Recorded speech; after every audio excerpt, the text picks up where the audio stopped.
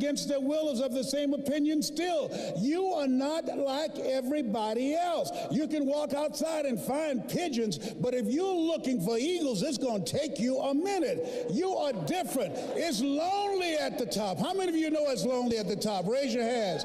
It's lonely at the top, but you eat better. That's what I'm talking about. You're different. One great entrepreneur said, I choose not to be a common man. It's my right to be uncommon if I can. I seek opportunity, not security. I do not wish to be a kept citizen, humbled and dulled by having the state look after me. I want to take the calculated risk, to dream and to build, to fail and to succeed. I refuse to live from hand to mouth. I prefer the challenges of life to the guaranteed existence, the thrill of fulfillment to the still calm of utopia. I will never cower before any master, nor bend to any threat. It's my heritage to stand erect, proud and unafraid, to face the world boldly and say, this I have done. You showed up because you're building a business that you can stand and say, I did this. I did this. This is my dream. Give yourselves a round of applause. Yes, yes, yes, yes. We live in a world where we're told more about our limitations rather than our potential. How many of you have ever been told that you couldn't do something? Raise your hands, please. You know, MIT did a study that if I say to you, you can't do that, that 16 people have to come along and say, you can do that, you can do that, you can do that, to neutralize that, and the 17th statement that you hear, you can do it, will be the one that will finally stick. So you have to watch who's speaking into you. You've got to begin to monitor your mind. And you've got to begin to literally be proactive in programming yourself to success. Be ye not conformed to this world. Be ye transformed by the renewing of your mind. You've got to take responsibility to make that happen. And as you begin to do that, you'll begin to see some incredible changes in your life. I understand now when Earl Nightingale said, all of us are self-made, but only the successful will admit it. As you begin to look at your dreams and look at your goals, write this down. Make know you're a vitamin. See, most people stop short of their dreams and park and get off the highway of life because of the rejections of life. You will always be a rejecter. It's no big deal. Jack Canfield said rejection is a myth. It's not like when somebody says no and then they slap you. No, it's just, you know, to me, make know you're a vitamin. Get excited about the no. Why? Because every time someone says no, that brings you another step to a yes. You're getting closer. Trust me, you will win if you don't quit. You will win if you don't quit. Even a broke clock is right twice a day.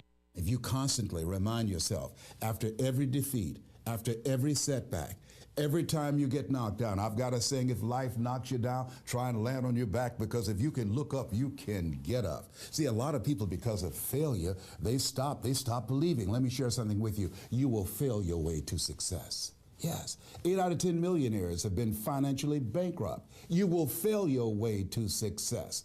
It doesn't matter how many times you fail. It doesn't matter how many times people tell you that you can't do it. It doesn't matter if you don't have a dime in the bank. You will fail your way to success.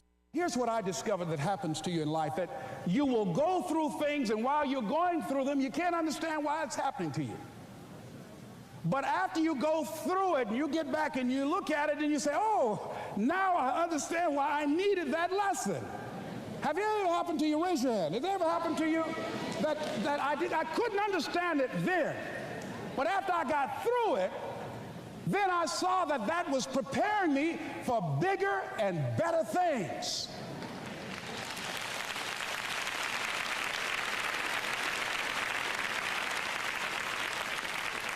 That as you go through the challenges of life and you look at it and embrace whatever comes to you, don't run from it. Step toward it. Don't try and duck it like most people do. See, most people want it easy. See, easy come, easy what? Easy go. See, but when you go at what you're going to deal with and you deal with the difficulties of it, when you handle those hard things close at hand, making those hard decisions right now that you don't want to make, learning those things that you don't like to do, but you know that in order for you to get where you want to go, this is one of the hoops that you have to flip through. And I'm saying to you, whatever you got to do, do it, because if you don't, life is going to whoop you until you surrender and say, okay, all right, I cooperate, okay, I learned, okay. It had to wear me out a long time. So if it's hard, then do it hard. I want you to look at something right now. Think of some major goal you want, or maybe it's one you're already working on, and you have experienced a lot of setbacks, a lot of defeats. You've experienced a lot of disappointment. Maybe you've already given up, and maybe you just need a little fire, a little encouragement to get back in the game again. Here's what I want you to look at. There are winners, and there are losers, and there are people who have not discovered how to win. And all they need is some coaching. All they need is some help and assistance, just a little support. All they need is some insight or a different strategy, a plan of action to make some adjustments that will open up the key to a whole new future for them, that will give them access to the unlimited power that they have within themselves. That's all that they need. So what I want you to do is think about something you want for you, that's real for you, that's important for you, that will give your life some special meaning and power. And I don't even want you to say, I can do that. I don't want you to assume that. See, 5 years ago, when I started out in this area, I would not have been able to make the mental leap that I would be up to where I am right now. I don't want you to begin to just psych yourself out. No. I want you to be able to say something to yourself that will enable you to maintain a level of integrity with yourself.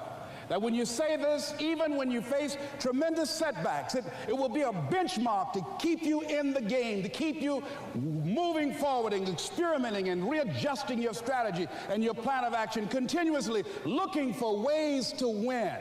So what is that something?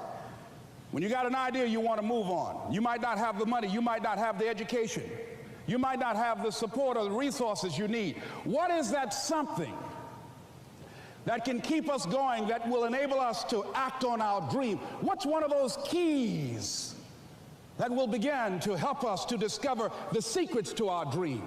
Here's what I want you to repeat after me, please, with power and conviction. Say, it's possible. It's possible. That's all I want you to do when you look at your dream. Just say to yourself every day, it's possible. Just say that every day to yourself, it's possible. Because what does that do? See, it begins to change your belief system. See, the way in which we operate, ladies and gentlemen, it's a manifestation of what we believe, what's possible for us. Whatever you've done up to this point, all that it really is a duplication, it's a reproduction of what you believe subconsciously that you deserve and what's possible for your life. Before April 1954, the common belief, the universal belief, because it had been tried again and again and again and people had failed, the belief was that man was not physically capable of breaking the 4-minute barrier, that he could not run a mile in less than 4 minutes. That was the belief on the planet. It had never been done. But here's what happened, ladies and gentlemen. Roger Bannister came along, and he broke the 4-minute barrier. Now here's what's significant about that. Since that time, up to this day, over 20,000 people have done it, including high school kids. What changed? 20,000 people, what changed? Here's what happened when they got on the track. They knew it had been done. And because they knew it had been done, there was a new belief about this barrier, about this goal that was unreachable. And those 20,000 people got in a race believing, knowing in their heart that someone had done it, that it's possible, that they could do it. And I'm saying that if you know anybody that had some goal, some dream, something they wanted to do, and they did it, then I'm saying that you know in your heart that if someone has done it, then you can do it. It's possible. And that if someone can make their dream become a reality, that it's possible that you can make your dream become reality. Today, in order for us to make it, even before the coronavirus, the suicide rate in America had increased by 32%. Today, in order for us to make it, we have to create what we're doing now, collaborative, achievement-driven, supportive relationships. One of the major issues we're facing right now is loneliness. And one of the major determinants of a long life, I thought it would be plant-based diet or becoming a vegetarian or a vegan or exercise. It's positive social relationships. That's the main factor. I have a son who suffers from a mental illness, bipolar. And many times, like during this period in the last few months, he has decided he didn't want to take his medication. I don't care how old your kids become, he's 35, they're always your children. So not only does it keep me up at night, but it keeps me singing a song. You about to make me lose my mind. Up in here, up in here. You about to make me act a fool up in here. I remember one night somebody called me and say, "Are you on Facebook?" I said, "No."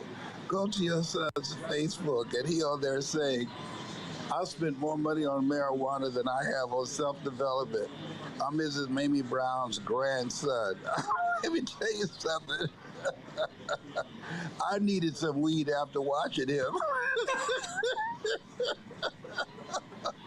So, the Book of Life said, "Think it not strange that you're faced in fiery furnaces in this world."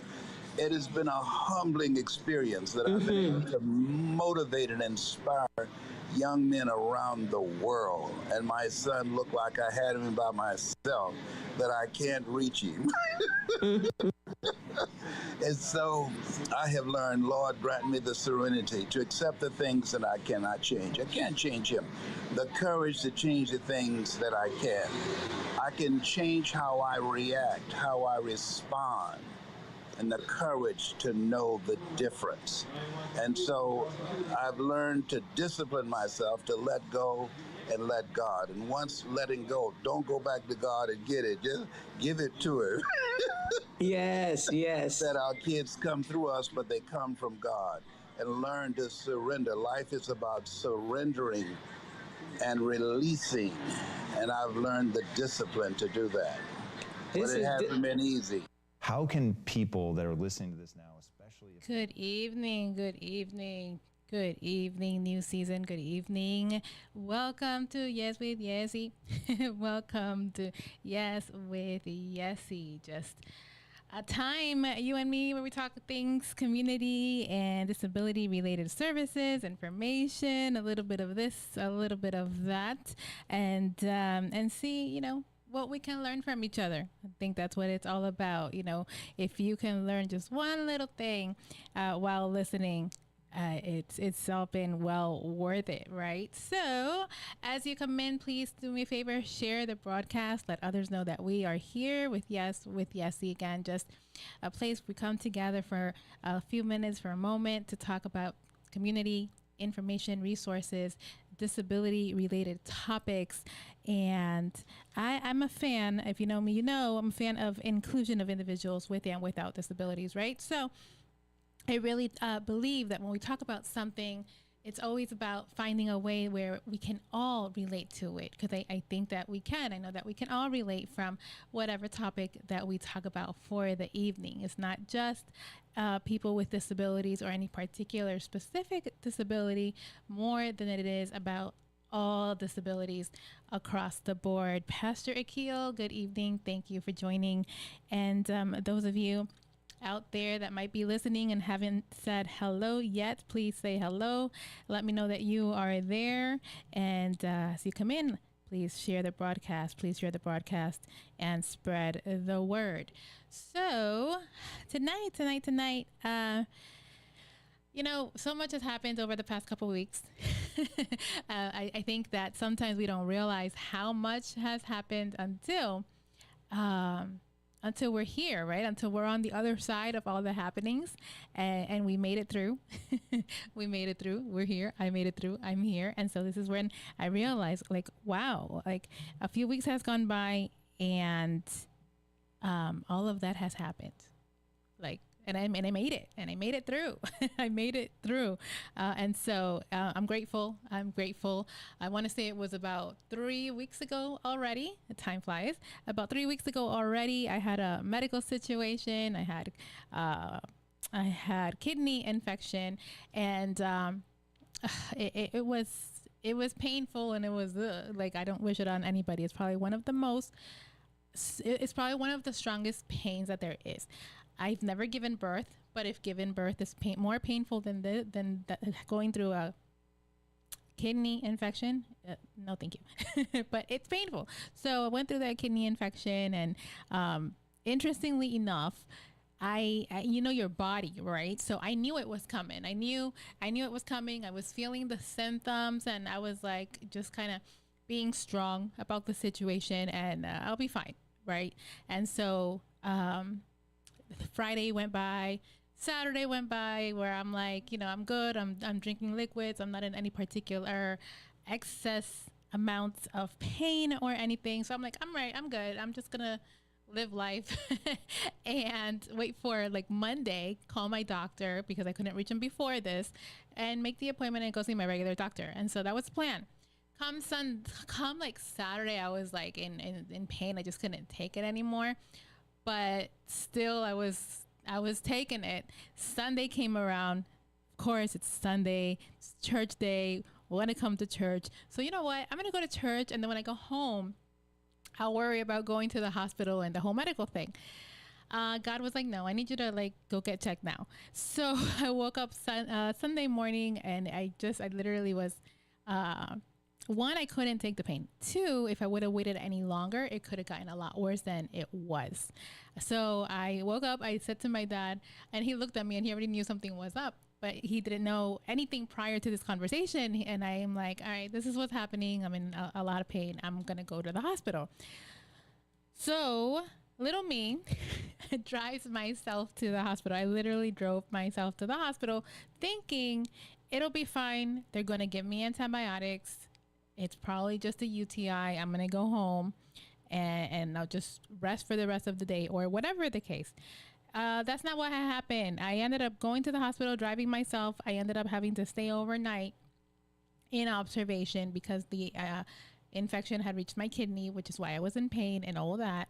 And I stayed overnight, Sunday to Monday, but thankfully, thank God, I was released on Monday.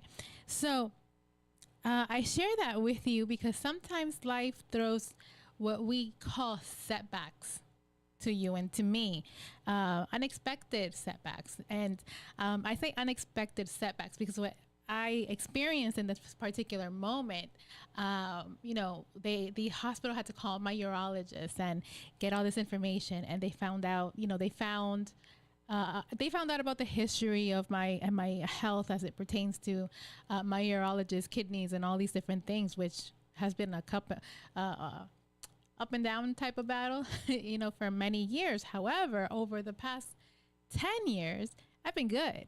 Thank the Lord. Like over the past 10 years or maybe a little bit more, I've been good. My kidneys have been in good condition. There hasn't been any serious situation. I've been good. And so that's what the urologist reflected to the hospital. Like, she's been good over the past 10 years. Things happen, your body changes, our self-care changes. Maybe we get too busy, we just kind of slack a little bit, and that's what happened, if I'm being honest. And so, but my doctor was like, she'll be fine. Just send her home, leave her there in observation on the antibiotics. Tomorrow, send her home, and then she can come see me. Cool. I went home on Monday. I went to see my urologist on Tuesday. And his first words to me, which I think I shared elsewhere, but anyway, he said to me, this is after doing some tests or whatnot, and he said, "You're doing great. You're doing great. You've been doing great for over 10 years, and this is why." And he went over this, like everything that we've been doing or whatever, as far as treatment. He's like, "You're fine." And I'm like, okay, I was just in the hospital with kidney infection, antibiotics in the IV, whole lot of fluid, and this gentleman is telling me I'm doing fine. I'm doing great. All right, let's do it. So, on one end, I'm like, okay, well, if I'm doing great, then why am I in this situation? having taking care of myself and doing what I've always done to stay in good health and all that. So why am I in this situation? And sometimes there is no answer. It's kind of like, it is what it is, right? It is what it is. It just happens. And so, or at least we think so. At least we think that there's no answer and that it just happens. But really, nothing just happens. Everything happens for a reason. And so for me, in this moment of everything that I was experiencing and going through, and then going to my doctor, and he's here telling me, you're doing great. And yet everything that has happened over the last couple of days, medically speaking, has felt like a setback. Like, here I go again. I've been doing so good. I've been moving forward so well, that here is a setback. Now what am I? Now it's kind of like I have to start over as I experience this particular setback. And so that's what I wanted to mention tonight about setbacks, and how from a setback we come back a lot stronger. And in my situation, this particular setback perhaps meant, that I have to take better care of myself, that I have to drink more liquids, that I have to do more follow-ups, more frequent follow-ups, that I need more rest. And that I can admit, like, needing more physical rest, right? Sometimes I forget that I do have a medical condition, if not several, and that my body is built differently. It's built differently than most people out there, and that's okay. That's just my body, that's my system, that's my health, and I have to take care of it accordingly, even if that means having more rest than the average person and missing out on stuff. And that's okay, because it's needed if I want to continue to stay healthy and do as many things as I aspire and am planning on doing. I need to rest. And so when I start to slow down, and people notice that I start to slow down, I go to less activities, I don't work as much on the weekends, or I go home earlier, during the day. So those kind of things to obligate myself, make myself rest, because I know that my body needs it. So setback, and how a setback can come, how you can come back stronger rather from a setback, and really, just again from my experience, when I go through these medical situations, sometimes I'm like, all right, was this like sent to destroy me, to get me to like stop doing the things that I'm doing, to tell me that I have to slow down and that I have to, cut my activities short? Like, what is this? So sometimes we get into that mindset, that fight, that is all this trying to destroy me? Is the devil like trying to destroy me, and all these different things? When in fact, perhaps is working on developing you more than it is on working to destroy you, right? Looking at from a positive light. And so when I look at it from that light of, these things happen to me because I need to rest and all these things. So it's to build me, and it's to build my resistance, perhaps. It's to build my patience. It's to build my mindset and my persistence, my fight, my mindset, my fire to do the things that I want to do. It's like, you have an option now. Either you're going to quit because of this particular health scare and emergency, or you're going to keep going and use it to make you stronger. That which doesn't kill you makes you stronger.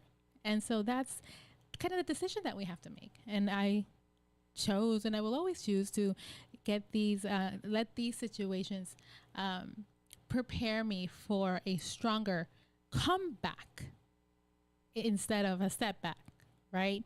And so keeping that in mind, I believe that behind every setback is an opportunity. Behind every setback is an opportunity, and it's an opportunity for us to learn from that setback.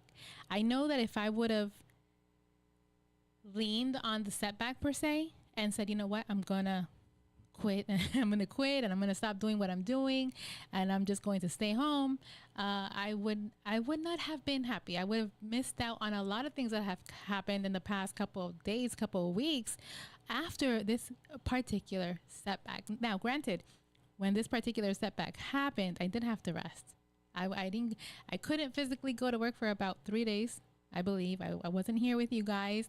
It just took almost a week for me to get back on my feet, to be at least a little bit near or closer rather to my old original self as far as my strength and all that. So it took me time to get back to me, to Jesse, and to my life and my life activities and things like that. So sometimes our medical emergencies can be seen as setbacks, and they can be seen as a setback or a fresh beginning. A fresh beginning and a reminder to rest, a reminder to take care of yourself, a reminder for me, like, hey, I know you're Miss Do It All and Speedy Gonzalez, and you're always driving and on the road and anywhere else but resting, but I need to rest. And so this was my reset. This particular situation was my reset to what is to come. It was a reset to my coming back stronger after a small, tiny setback. And that's how I choose to look at it. So it can be seen as a setback or a fresh beginning and a reminder to rest, as I mentioned. A setback can also be seen in other ways in your being, in your person, not just in any one particular situation, but it can also be seen in your attitude, in your communication, in your physical state, even in some things that we have no control over, like policies and procedures out in the world. I was going to say in the real world, or even changes in your social setting, in your social environment, in your social circle. There are definitely setbacks that we experience that can be seen in those areas and different dynamics in our life, right? So what we do with it, though, how we react to the setbacks is very important, and how we react to the setbacks depends on us, on our attitude, on our faith, on a lot of things. And when I think about how we react to our setbacks can be determined by all these things and our faith, I'm like, wow, God, I thank you, because if all of this would have happened to me back in the day, I would have been upset. I would have been upset. I would have been sad. I would have been feeling sorry for myself. I would have been like kind of had that why me mentality or perspective. Now I'm like, okay, this happened. I know what I have to do. For prevention, if you will, I know what I have to do, and I'm okay with it, right? It's kind of like taking responsibility for yourself, for your health, for your actions, or for your lack thereof. Your self-care maybe, or whatever it is, right? And so I'm grateful that I have a different perspective now, where I can talk about it like this, and like, okay, this is what we need to do, or this is what this means, or just kind of shedding a light on all the situations that we as people with disabilities, extra needs, whatever you want to call it, extra health concerns, if anything, how we have to deal, how we have to deal with the cards that we are given, that we have been given. And I'm cool with that. And so I talk about this to encourage you that, no matter what it is that we're going through, no matter what the setback is, we can always come back. And the important thing is that we come back stronger than we went in. And the moment that we choose, perhaps, I don't want to do this anymore, I'm going to give up, I quit, I don't care kind of attitude, that is the moment that you're setting yourself up for failure. You're setting yourself up for misery. I got a call a couple of days ago, earlier this week, from someone that needs help. They need services. They need help. They recently, but like a couple years ago, recent years, they got into a really bad car accident, and they are a paraplegic in a wheelchair, and they need a lot of help. But it took this particular person 2 years, between 2 to 3 years to reach out and to get help. And now I have that opportunity to help them. And so they took that moment, that time that they needed to just kind of wrap their minds or wrap their brain around whatever happened to them, which I'm not sure what it was. But now they're in a mental space to be prepared and be ready to receive, at least to ask for the help that they need, and now receive the help that they need. And that's part of it too. That's part of the deal. Is being okay. Like, I'm good talking about what we're talking about, but it's also being good and okay with receiving the help that you need in whichever capacity that you need it. So all of those things that we mentioned, attitude, communication, physical state, policy, social, are all things that can be noted or seen in the setback, right? And so how do we recover from the setback?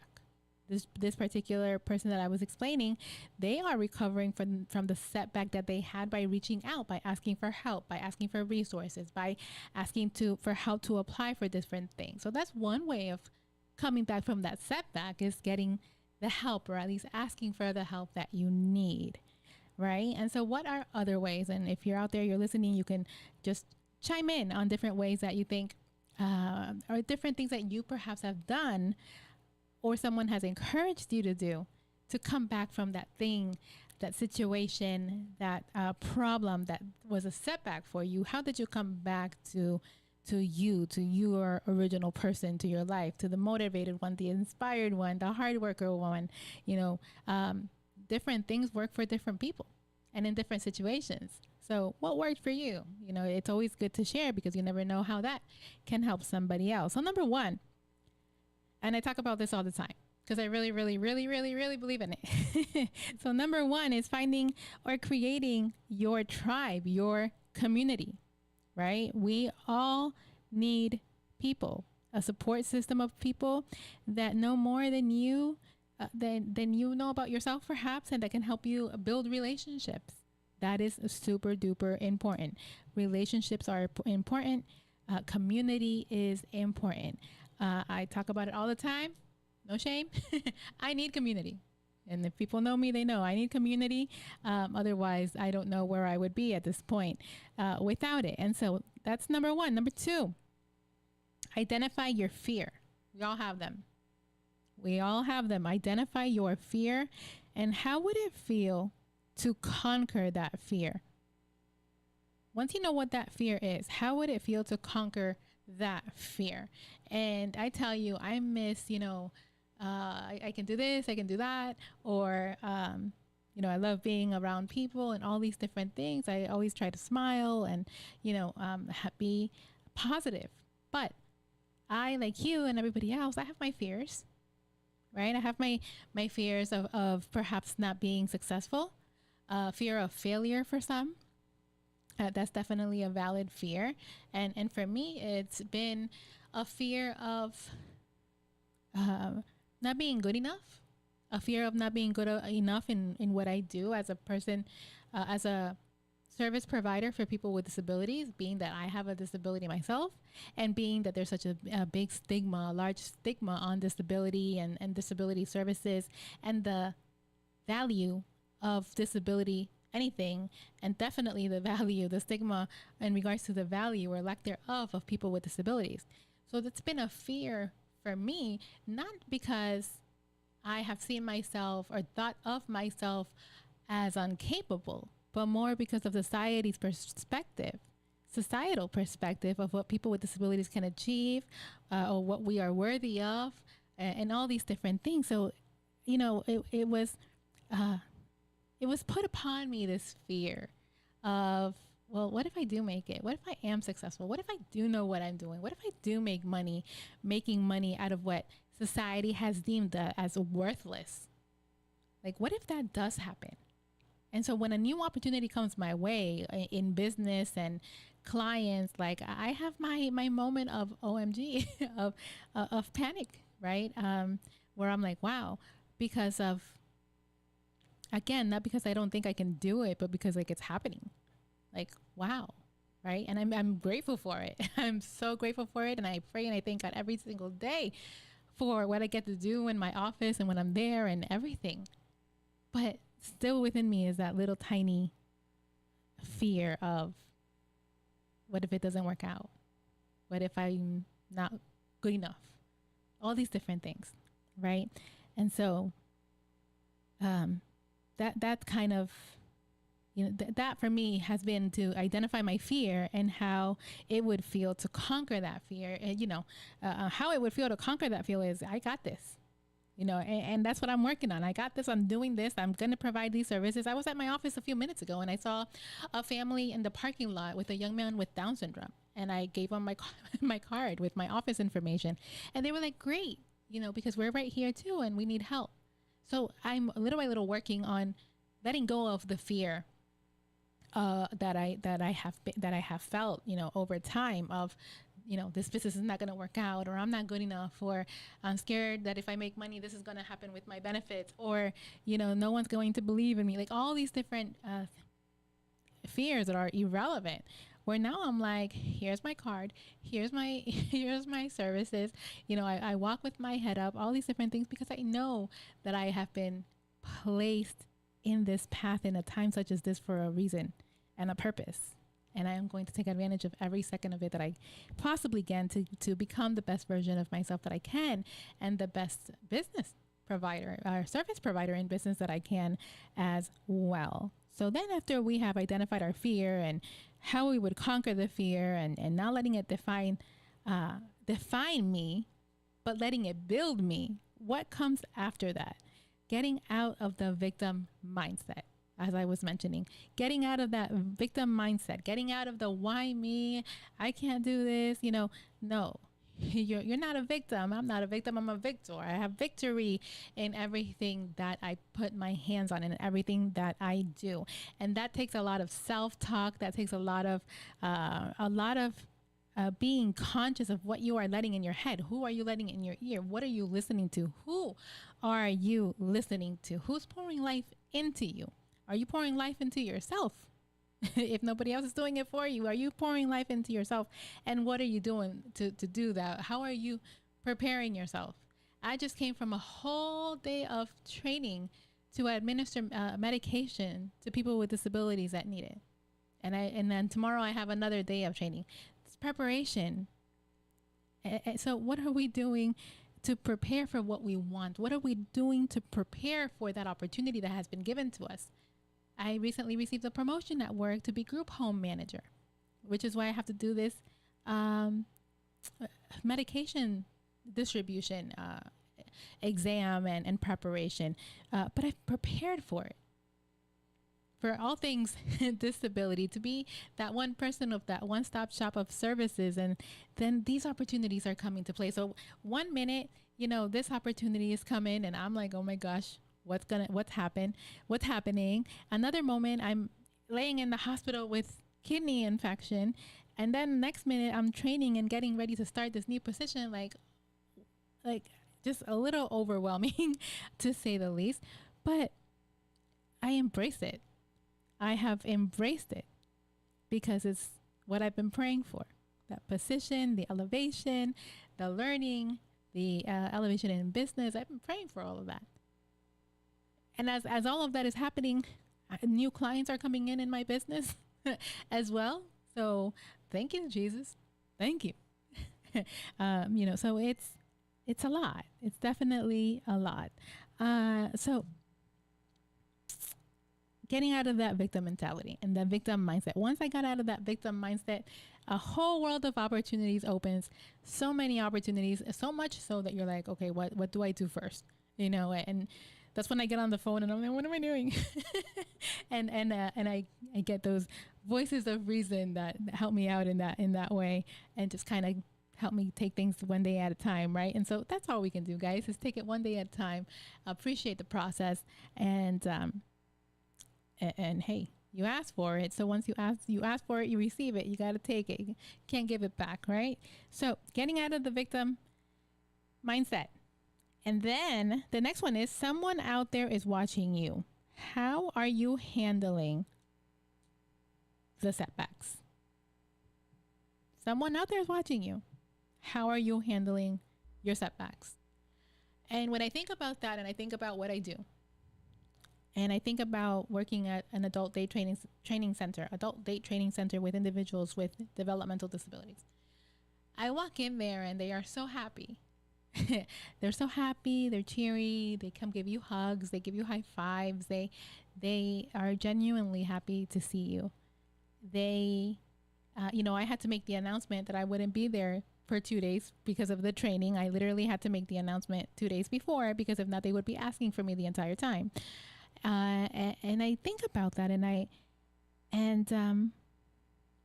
it's so cool to know that they are watching, that they know more about my life than I know. Like, they know when I'm going on the radio. They know my schedule. They know a lot. They know a lot. And I'm like, guys, like, how do you know this? Because they're following me. They follow, I would dare to say they follow my every move. And so that's an honor to know that people look up to you, that people see themselves in you, and that they can, that they're good, that they are good enough, that they matter, that they have value, that they have talents, they have skills, they have abilities. We're doing another fashion show, and they're super excited, and they ask me every day, Miss Jessie, when's the rehearsal? Miss Jessie, when's rehearsal? And so we get to work on that, and work on their self-esteem development, and work on their communication skills, and work on all these different things. And so it becomes Miss Jessie, Miss Jessie, Miss Jessie. So it's awesome to be able to be that mentor and that person that they look up to, because I know that they are watching. I know that they are watching. So it's very important that, because I know they are watching, I am very mindful on how I handle my setbacks, how I handle those things that are difficult, those moments where I don't want to get up in the morning, where I'm at work and I'm tired and I just like want to sit there, but I have to get up and I have to go through the sports program with them, and I have to go, sometimes we used to go for walks, or we have to go do the rehearsal. It's very important that I am the best version of myself for them, because they look up to me. And if I'm not the best version of myself, they know it, they feel it, they kind of take it like it's personal, it's them, like I'm mad at them or something. I'm like, dude, I'm not mad at you, I'm just tired, and so we have this awesome open communication, where, to them, we as the people that work with them are their everything. And so even more so now that they're going to see me in their places where they live and in their homes, it's over. So I'm excited to see what that's going to look like. Yeah, that's going to be very interesting. So someone out there is watching you, and that is why it's so important for you to be mindful of your attitude, your spirit, how you're reacting to different situations, how you react to them. Sometimes we're, in our own little world, and we forget that they're people too, and they want gentleness and kindness and a simple hello, how are you? They want conversation, all these different things, because you might be the only person or I might be the only person that gives it to them. And so that's something that we have to be mindful of, that the way that we react and the way that we feel and all of those things doesn't just affect us, but it also affects the other person on the other side.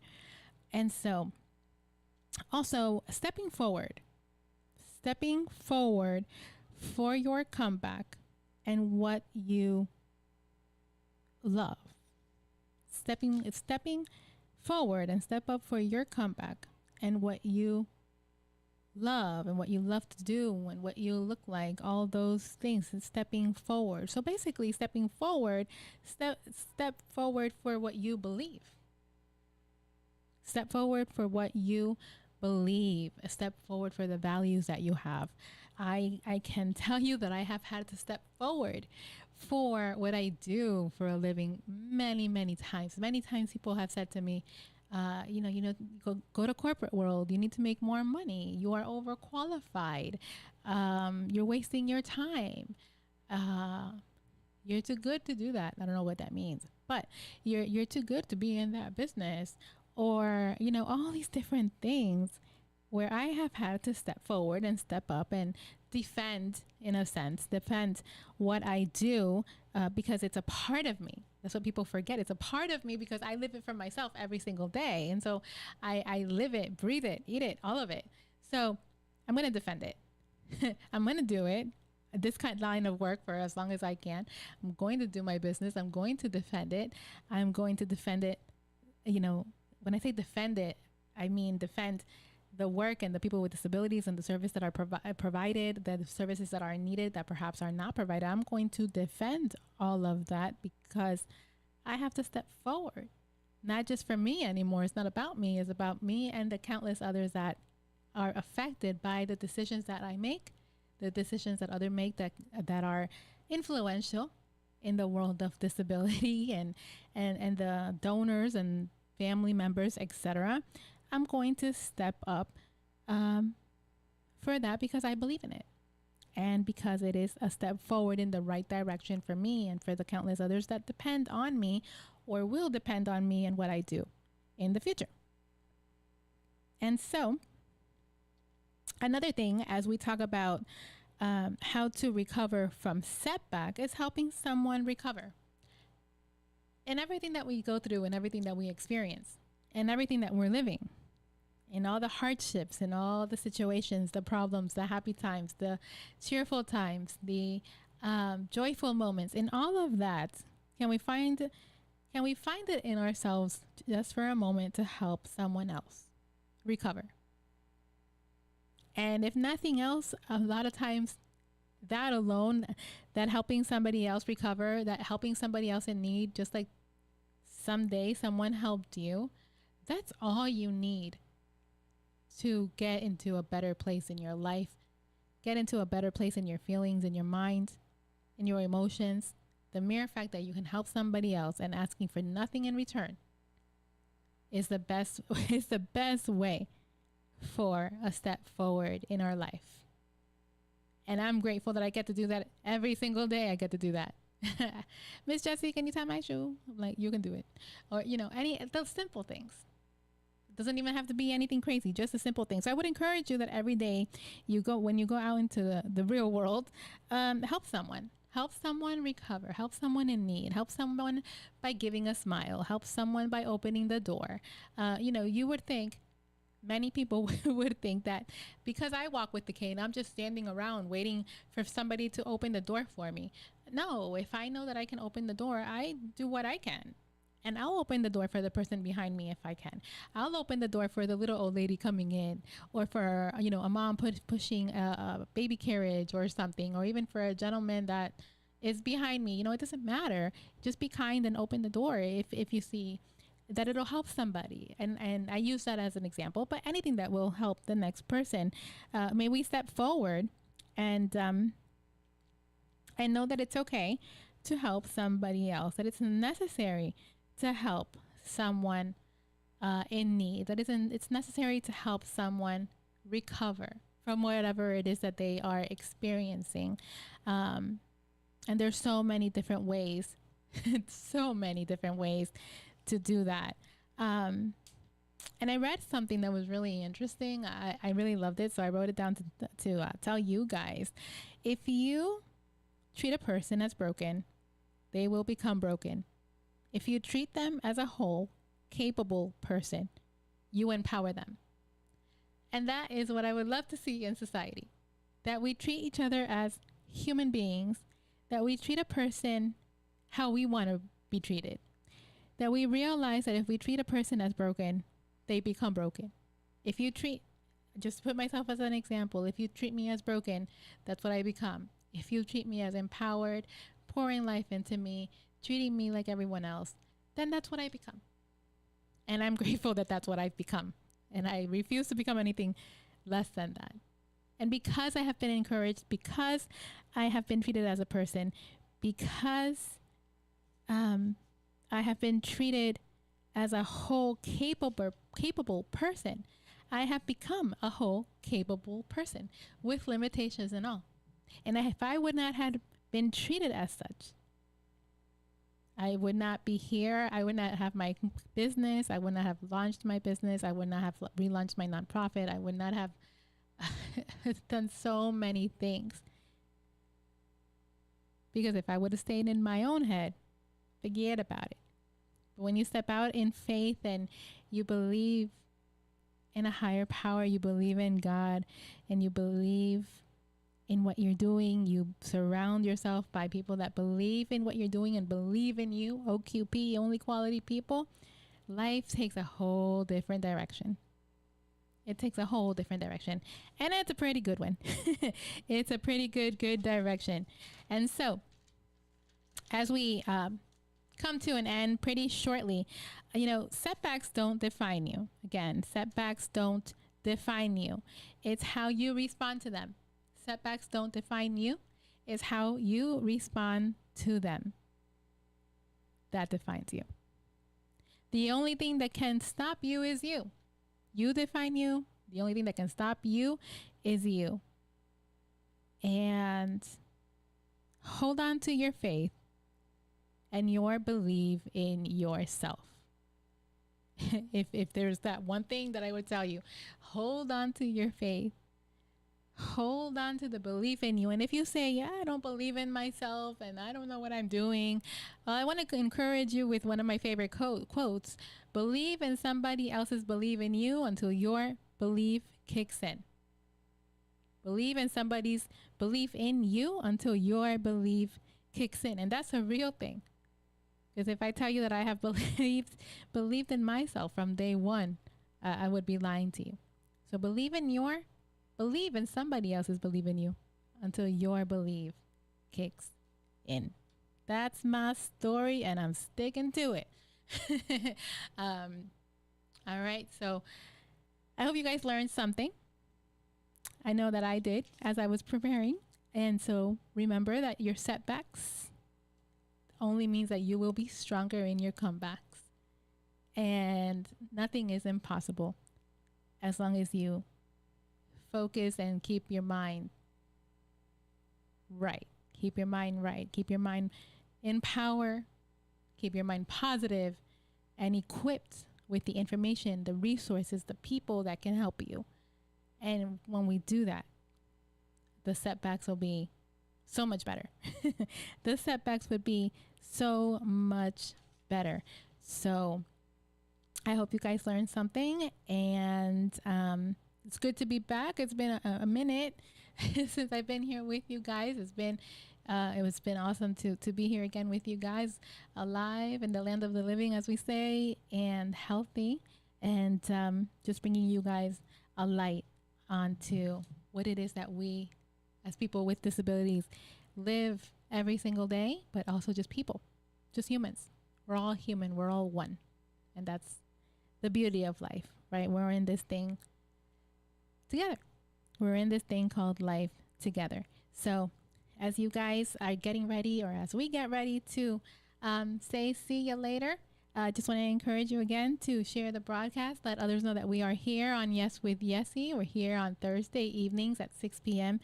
Eastern Standard Time, just to talk information, resources, and a little bit of this, a little bit of that, as it pertains to situations that we live as people with disabilities, and how to overcome certain obstacles in life that perhaps may seem difficult, but we got to do what we got to do, right? So I pray that you guys have had a great day, that you have an amazing rest of your evening. Today is Friday and Thursday. That is, today is Thursday. I'm a little ahead. Today is Thursday.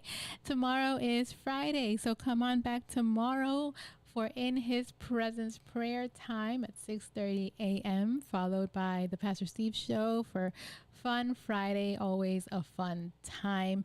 Of course, remember, we will be here for prayer Saturday morning at 8 a.m., prayer right here in the sanctuary, followed by our Sunday service here at New Season Worship Center. So if you're in the area of Lauderhill, Sunrise, wherever you are, come on over.